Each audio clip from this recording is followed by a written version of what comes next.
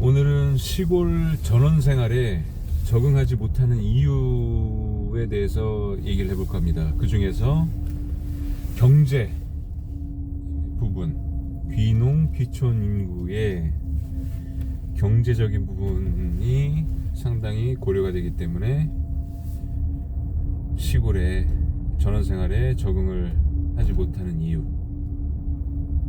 선정해 봤어요. 보면은 경제 노동도 있고 생활 인프라, 그 다음에 사회관계, 터세라고 하죠, 일명. 그 다음에 가족 심리적인 부분, 그 다음에 시골 정보에 대한 준비 부족, 여러 가지가 있죠. 그래서 그런 카테고리별로 가볍게 좀 얘기를 해볼까 합니다. 먼저 경제 노동 부분이에요. 말씀드리고 싶은 거는 습기가 차서 겨울이라서 에어컨 좀 켜겠습니다.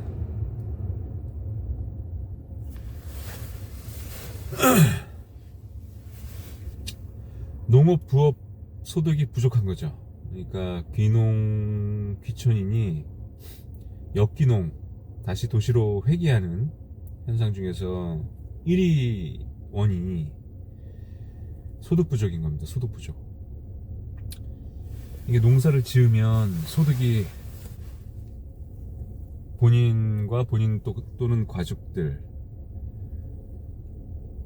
생활하기에는 빠듯하겠지만 생활은 가능하겠다라고 계산을 내리고 귀촌 또는 귀농을 하시는 경우가 좀 있으세요. 그래서 보면은 이게 통계적으로 귀농인이 한 37% 정도, 귀촌인이 한 나머지 한 3% 정도 이 소득 부족으로 역귀농을 한다고 해요. 그 초기 투자비, 그러니까 시골에 가서 토지를 매입하고 집을 짓는 케이스도 있으실 것이고, 그 다음에 지어진 전원주택을 사서 또는 지어진 농막이나 농지를 사서 귀촌이나 잠시 후 과속 및 신호 단속에 주의하십시오. 귀농을 하시는 분이 계시겠죠. 소리 좀 안내를 시작합니다. 줄이도록 해야 되겠다. 그래서 토지 투자비에 비해서 실제 농업 수익이 느리게 발생하는 거죠. 그래서 막 설비까지 투자하고 하우스, 요즘 또 스마트팜이라고 하죠. 스마트팜도 상당히 또 비쌉니다.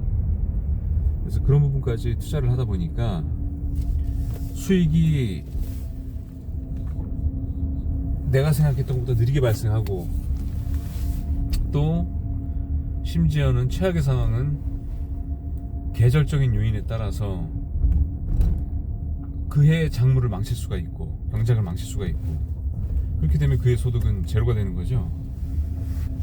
초보 귀농 귀촌인에게는 생길 수 있는 일이죠. 우리가 사회생활 하다 보면 업무하는 과정에서도 실수가 빈번히 발생하잖아요. 이제 그런 부분들을 사회에서는 경험이다, 그런 경험이 쌓여야 네가 성장한다 라는 부분으로 우리가 실수에 대해서 용인이 되는 사회인데, 시골에서는 사실 귀농 귀촌, 특히 귀농을 하신 부분에 있어서는 농사, 장농을 전업으로 목표를 삼고 오셔가지고 수익이 내가 생각했던 수익과는 전혀 다른 부분이 발생하면 이거는 시골에서 버티기가 쉽지가 않은 상황으로 이어지겠죠. 농업 노동 환경에 대한 적응이 힘든 거예요. 그러니까 농업 노동 부적응이라는 역귀농 사유가 한 18% 정도 차지한다고 합니다. 통계적으로. 예상보다 강도 높은 육체 노동과 계절, 기후, 종속된 노동 패턴이 큰 부담을 주는 거죠. 그러니까 아무리 본인이 몸쓰고 그 다음에 운동을 좋아한다 하더라도 이게 시골에서 노동을 반복적으로 계속하는 거, 특히 30도 이상의 땡볕에서 그 노동을 반복하는 거, 이게 쉽지가 않거든요. 그 밖은 30도 온도인데 또 하우스 안에 들어가서 일을 해야 될 때가 있어요. 특히 수박 농사라든지 기타 하우스 농사들, 딸기라든지 하우스 안에 들어가서 농사를 할 때 이게 스마트팜이 아니면 또 안에 항온항습 조절이 안 되잖아요. 그래서 그런 부분들, 그럼 거의 뭐 40도가 넘죠. 그 안에서 작업하는, 특히 이제 시골 오지에는 외국인 노동자들이 상당히 많아요. 외국인 노동자들 상태를 보면 여름에 특히 상당히 그 근무하고 나서 오지에는 술 먹을 만한 공간, 술집이 없거든요. 거의 진짜 산골 오지에는 GPS도 안 잡히는 최전방. 그러면 CU 편의점 앞에 이렇게 그 벤치가 있잖아요. 그래서 그 앞에 앉아서 편의점에 파는 맥주나 과자 같은 거 사 먹고 이렇게 앉아서 얘기하는데 보면 거의 뭐 떡이 돼 있어요. 그 정도로 힘든 거죠. 외국인들도 건장합니다. 거의 뭐 어마어마한 우람한 체격인데 그런 친구들도 그렇게 힘들어하고 또 매일 반복되는 삶, 그 사람들은 워낙 힘들게 생활했기 때문에 그런 가난과 고난, 역경을 이기려고 한국에 와서 돈을 벌어보려고 이제 농촌에 온 거죠. 사람 뽑으니까, 농촌 인력이 부족하니까. 근데 이제 막상 해보니까 쉽지가 않은 거죠. 그래서 장시간 노동, 그 다음에 항상 고정적인 출퇴근이 또 필요하고, 휴일 퇴근 개념이 모호한 거예요. 이 농사를 짓게 되면 모호한 구조에서 그 직장에 있을 때의 노동 리듬과 큰 충동을 일으켜서 결국에는 전원생활, 귀농을 다시 포기하고 회귀하는 사례가 빈번히 발생하고, 또 귀농 청년 육성을 많이 해서 지금 정부 지원금을 받고 저리로 받고 1에서 뭐 1.5%에서 2%까지도 받고 그러는 것 같아요. 상당히 저리죠. 대학교 학자금 대출도 그 정도인데 상당히 저리로 받고 있는 거죠. 그래서 그런 메리트 때문에 와서 농사 짓는 유명 유튜버들이 있죠. 청년들. 그런데 보면 귀농한 지 5년차 됐는데 아직 빚을 못 갚았다, 상환조차 들어가지 못했다 라고 이제 영상이 뜨는 걸 봤어요. 저는 그 말을 듣고 충분히 공감합니다. 이해하고. 지금 우리나라 상황에서 좀 문제점이, 사과를 대표적으로 예로 들어 볼게요. 사과 값이 상당히 많이 올랐잖아요. 기후변화 때문에 사과 출하량이 많이 적어졌고, 또 물론 이제 각종 농약이라든지 사과를 키우기 위한 제반시설들 비용들이 올라갔기 때문에 여러가지 공급 부족, 그 다음에 원재료비 상승, 이런 부분 때문에 아마 사과값이 올라가지 않았나 싶은데, 너무 많이 오르면, 우리가 사 먹기 부담스러울 정도까지 오르면 우리가 이번에 경험했듯이 안 사 먹게 되는 거죠.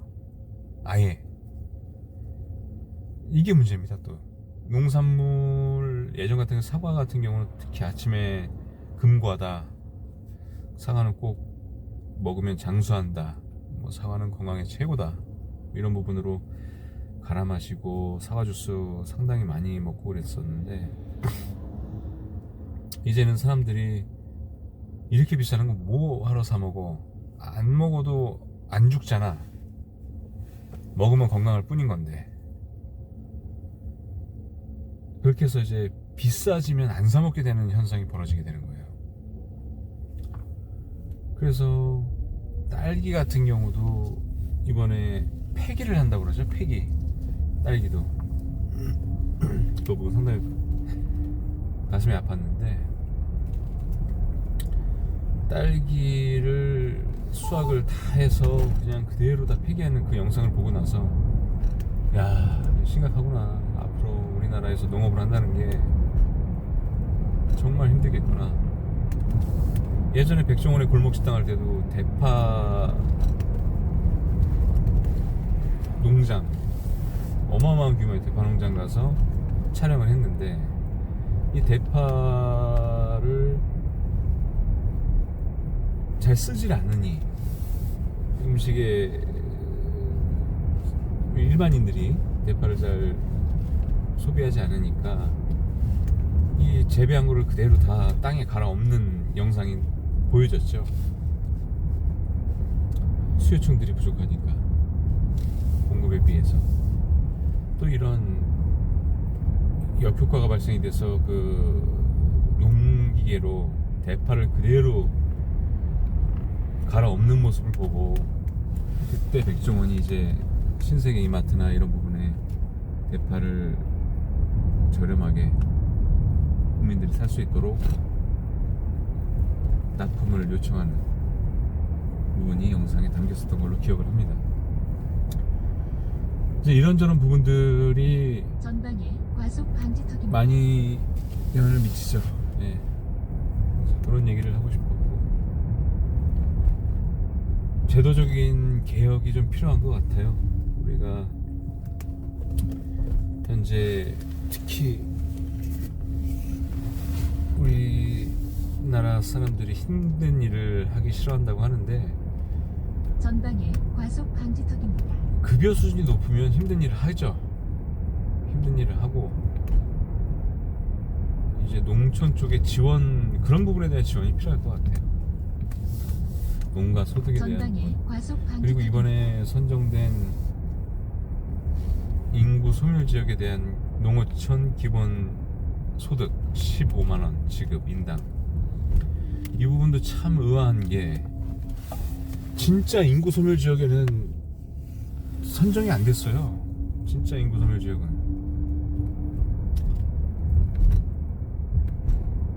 화천, 양구, 거기 인구 네이버에서 통계를 한번 보세요. 지금 선정된 지역보다 높은가?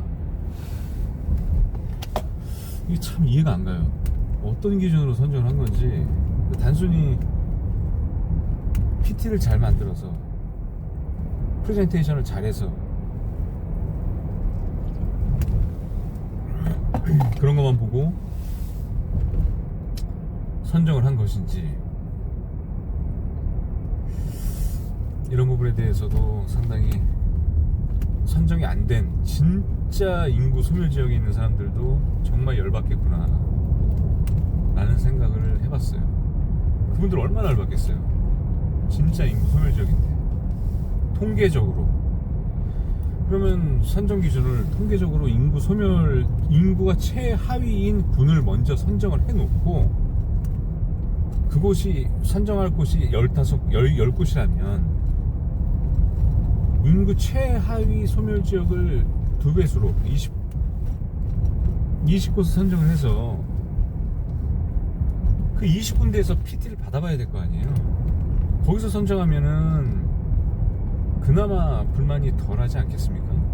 그러니까 어떤 기준을 갖고, 통계를 갖고 선정을 해야지, 수도권과 가까운 지역까지 선정을 해버리면 이게 진짜 인구 소멸 지역에 대한 지원이냐 라는 얘기를, 진짜 인구 지역, 소멸 지역인 사는 거주민들한테 들을 수밖에 없는 거죠. 그런 부분이 상당히 안타깝습니다. 그래서 시골에 대한 인구 분산, 정책적인 방향은 상당히 좋은 건데, 그 선정하는 기준에 대한 투명성, 전방에 60km 시골에 대한 제보가 필요해 보인다 라는 부분을 또 말씀드리고 싶은 거예요. 저는 개인적으로 시골이 잘 됐으면 좋겠어요. 시골이 잘 되고 농업이 살아나야 우리 경제에 또 근간이 받쳐주는 기둥이 되는 거죠. 근데 진짜 생각보다 농업 자체가 상당히 힘듭니다. 제가 봤을 때. 잠시 후 그래서 그런 부분을 이겨내고 단속에 어떤 주의하십시오. 사람이 비농을 해서 또 성공적으로 재배하고 장농하고 또 수익을 달성하는 경우도 종종 있죠. 모두 그런 사람들이 자꾸 많이 나와줘야 되죠. 네, 그래야 우리가 귀농에 대한 방향성을 갖고 또 도시에서도 한두 명씩 움직이기 시작하겠죠. 그래서 이런 SNS 채널들을, 유튜브들이 잘 됐으면 좋겠어요. 그래서 잘 돼서 전방에 과속 비농에 대한 멘토가 돼서 도심에 있는 사람들을 흡수를 빨리 많이 해갔으면 하는 게 오늘의 바람입니다.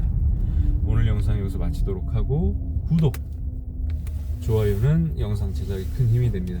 구독, 좋아요 부탁드리고 영상 마치겠습니다.